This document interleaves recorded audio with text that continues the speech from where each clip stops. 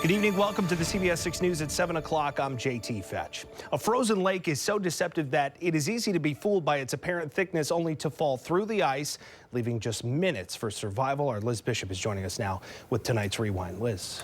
Thanks, JT. 7 local people have fallen through thin ice this year, all on different bodies of water, and only 3 survived.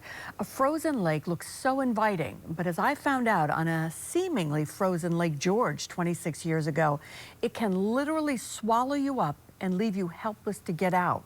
And that's my Rewind tonight. Judging the ability of lake ice to hold a body or a vehicle is a risky business. A wrong guess or a false step could be fatal. If the water temperature is around freezing, you have 15 minutes till exhaustion or unconsciousness from hypothermia sets in. 32 to 40 degrees, you have up to a half hour, but panic and exhaustion can shorten that amount of time. 1998 was an especially dangerous year for ice fatalities. Several people died that year after falling through thin ice, so much so that state and local police divers were on alert, rehearsing often for real-life situations. Cold is our enemy. Cold causes equipment malfunctions, and it also contributes to the fatigue of the divers. They said if they could get in and get out with the victim within 60 minutes of falling through, we call it the golden hour, they have a shot at saving a life. We were having this discussion because I had agreed to find out firsthand what happens when you break through the ice. The dive teams would closely monitor and rescue me, but I was warned. Your muscles go first, reasoning, and then you just slowly slip beneath the surface. Armed with that info and little more, I put on a wetsuit and hopped on a state police airboat near the Sagamore on Lake George, and 40 feet from shore, stood on some very uncertain ice. The water temperature, 34 degrees.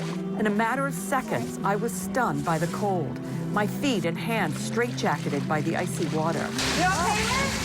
Hang on to the ice, okay? Okay. Just keep breaking around me. What I did know was that on my own, I would not be able to pull myself up and out of the water. I was told to cry out to alert others to my plight and huddle into a little ball to keep internal organs warm. But I thrashed around trying to get a grip on the treacherous ice. It's very slippery. There's no way I could get out on my own. There was nothing to hang on to and nothing to repel me out of the water. The cold was starting to sap my strength. Time for the rescue. Trooper Burchell dropped to the ice and rolled so that her body weight would be evenly distributed. She used a rope to haul me out to safety. Lesson learned? If you go out on ice, you have to be prepared to go through it. And just to give you an idea of how unpredictable it is that local lakes will freeze over, last year's Lake George Winter Carnival had to cancel almost all of its on-the-ice events because the lake never froze until the very last day of the carnival when revelers finally got some lake ice. This year, the lake was solid by the second week of the carnival.